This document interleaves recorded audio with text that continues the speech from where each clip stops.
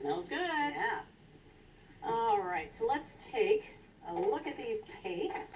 You can see they've spread a little bit. Now if I take my finger and press in the middle, see how it comes back? It's like memory foam. It is like memory foam. We're going to let these cool completely before we fill them with our frosting filling mixture. And they need to be cooled, otherwise they would start to melt the filling. For the filling, it's kind of in between a frosting and a filling. Now a lot of recipes use marshmallow fluff. That's what we're going to use too. But again, a lot of recipes started with shortenings that we're subbing out butter, one for flavor, but two, we found a lot of the fillings were just too runny. And butter, once it's in the fridge, is going to re-solidify. We're going to get a really nice firm filling. So we've got 12 tablespoons of unsalted butter, softened, and confectioner's sugar. This is 1 1/4 cup. Of course, that cornstarch that's mixed in with the confectioner's sugar is going to help to thicken the mixture as well. We're going to start this on low, and we're going to let this go on medium until it's really nice and fluffy. That's going to take about 2 minutes. That butter and sugar is looking nice and fluffy. Looks delicious. So I'm going to add vanilla. This is 1 1/2 teaspoons of vanilla extract and 1/8 teaspoon of salt. We'll let this go just another 30 seconds or so to beat in that vanilla. All right, there we go. It's all incorporated. Now, my favorite I ingredient. have to do it.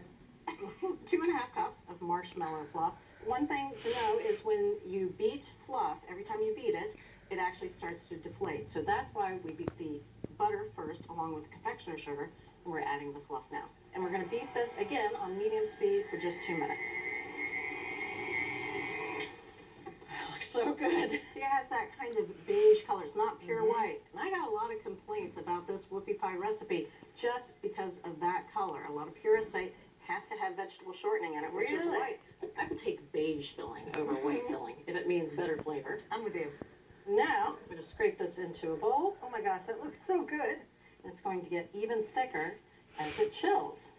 This is going to go into the fridge for at least 30 minutes. While it's in there, that butter is going to start to re-solidify. It's going to be very nice and spreadable.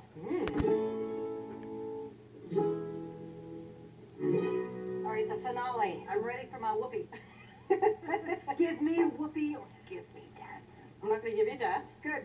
We've got whoopee. This is well chilled. Let's flip over a couple of these pies. Oh yeah. You can see they really are cakey. We're only going to fill 2 whoopie pies now. Just one for you and me. Later on we'll come back, we'll fill the rest and we'll eat those later. Back to my 3rd cup scoop. That much filling? Oh yeah. Oh, bring it. We're going to go ahead and scoop on 2 of these. Oh yeah. And then I'm going to have you do one. All right.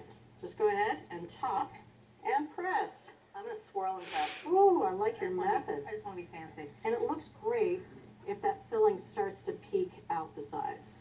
And see what I mean? They're not sticky, they're not fudgy, they're not messy at all. They're tiny little whoopie pies. No, sometimes when you get them, the cake comes off on your fingers, but this doesn't do that. All right, here goes.